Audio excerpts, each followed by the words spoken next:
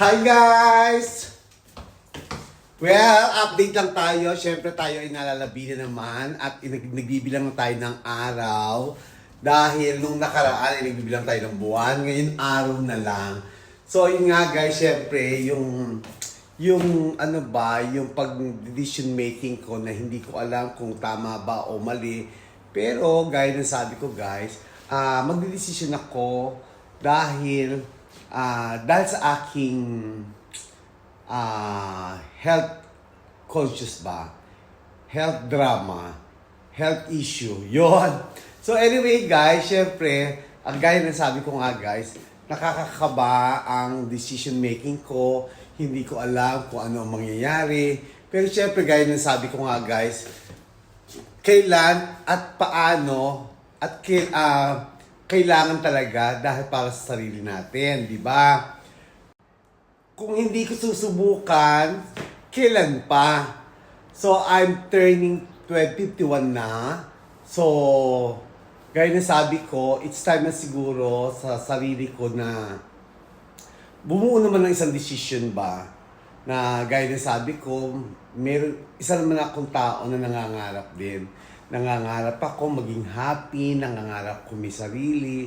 So sana sa aking mga desisyon, maging okay lahat kasi nagdesisyon naman ako hindi para sa sarili ko. Nagdesisyon ako para sa family ko.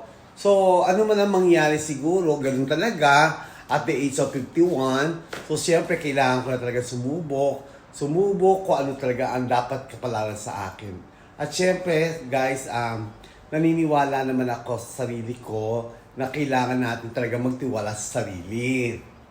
So guys, yung mga nagtatanong na sa akin kung ano ba ang mapapayo ko sa pag-for good, hindi ko kasi masagot talaga guys. Mahirap talaga.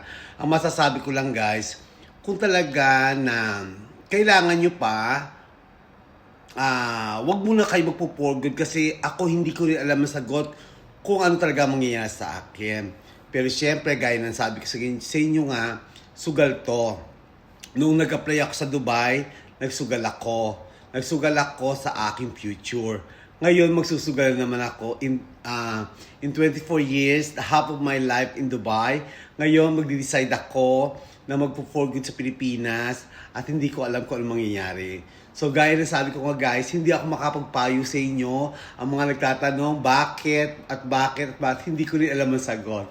Pero sa susunod guys, abangan nyo lang ang part 11. Gaya ng promise ko guys, tuloy-tuloy itong aking pagbibideo, tuloy-tuloy itong aking pagbablog kasi nga, hanggat malaman natin kung ano talaga ang mangyayari. Imagine, napakaganda ng trabaho ko sa Dubai pero kailangan ko na magdesisyon dahil syempre ang company namin mabait naman, okay naman, maaasahan talaga. Kaya lang talaga ang issue dito, yung health issue ko. Kaya sa mga nagtatanong bakit ako aalis, bakit ako magpo-for-good, napakaganda ng aking trabaho. Yes, maganda ang aking trabaho dito. Maganda ang company namin, mabait ang amo ko. Pero ang issue kasi dito, mental health ba? Kaya kailangan ko talaga magdesisyon. So, we'll see in the next level. Mwah! Love, love, love!